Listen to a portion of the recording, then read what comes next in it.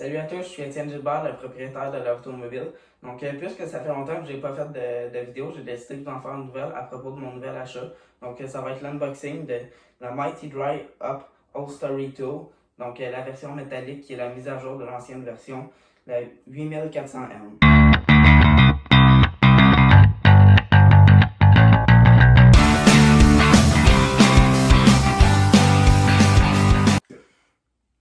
Alors, pour mieux servir mes clients, j'ai décidé de m'acheter un nouvel outil qui est en fait un manche ainsi qu'un boyau qui vient de s'ajouter à un extracteur à tapis.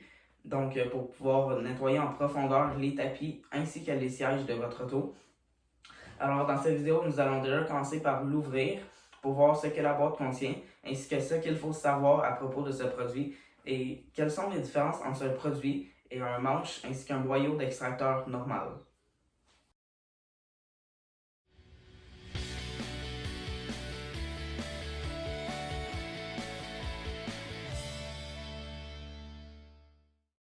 Alors, je viens de tout déballer. Et puis, on peut commencer avec le boyau. Donc, on peut voir ici qu'on a le connecteur. Donc, il faut savoir que le boyau, à la base, il est fait pour aller sur un extracteur Mighty. Mais je n'ai pas d'extracteur Mighty. Donc, on peut enlever le bout ici en vissant pour l'enlever. Et puis, ils nous ont fourni un adaptateur standard pour les autres machines. Donc, celui-ci. Alors, on le visse en dévissant pour le faire s'attacher. Alors, puisqu'il est neuf, il peut être un peu raide.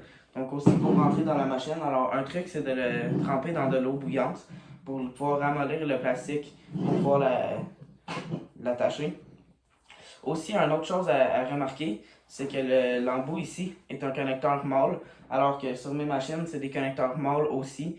Donc, j'ai prévu le coup, j'ai acheté un connecteur femelle, donc que je vais pouvoir changer.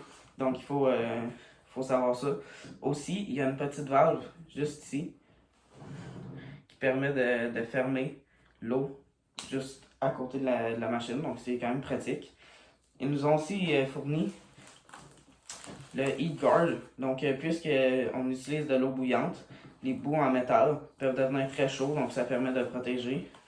Un autre détail, c'est que le tuyau rentre à l'intérieur du boyau, donc ça permet qu'il n'est pas dans les jambes comme la plupart des autres boyaux. Donc, on arrive à la partie qui nous intéresse le plus, donc le manche ici. Alors, on peut déjà voir qu'il tourne, alors ça permet de se rendre dans des endroits plus serrés sans avoir à supporter le poids du boyau. Aussi, un ajout qui a été fait sur la mise à jour, c'est qu'ici, on peut changer la puissance d'aspiration, donc avec le petit gauge ici. Donc ici, on est avec des tissus, des matériaux plus fragiles, donc on peut aspirer avec moins de puissance. Et aussi, contrairement à un extracteur normal, donc comme ici, où est-ce qu'il faut appuyer pour pouvoir faire sortir l'eau. Avec mon extracteur Mighty,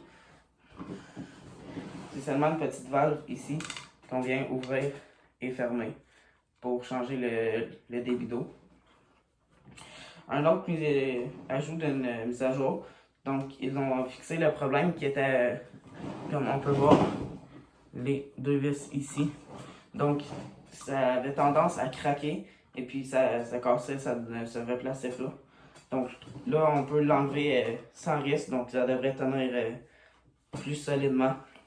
Donc par exemple, si avant de faire notre extraction, on n'a pas enlevé toutes les poils d'animaux ou mal aspiré, les débris peuvent venir se coincer à l'intérieur. Alors avec ces deux vis-là, on peut enlever le bout de plastique et pouvoir nettoyer l'intérieur. Alors, deux détails que j'ai oublié de vous dire, c'est que la longueur du tuyau est de 15 pieds et aussi on a ce petit embout ici. Donc, il permet de passer d'un boyau à un autre si on n'a pas assez de longueur. Ça ne me servira pas personnellement, mais c'est bon de savoir que ça vient avec.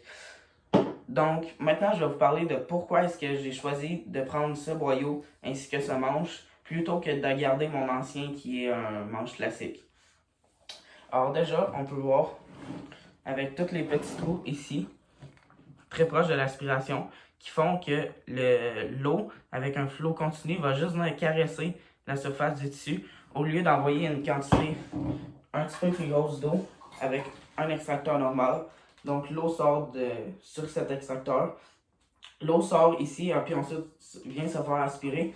Contrairement avec la Mighty qui vient juste aller à la surface et se faire aspirer, qui aide à sortir le savon et puis à ne pas imprégner les tissus d'eau à cause que ça peut faire remonter la saleté. Et puis des fois on voit ça, donc des cernes qui ont de l'air sale et puis c'est justement à cause que le tapis ou le tissu était trop imbibé.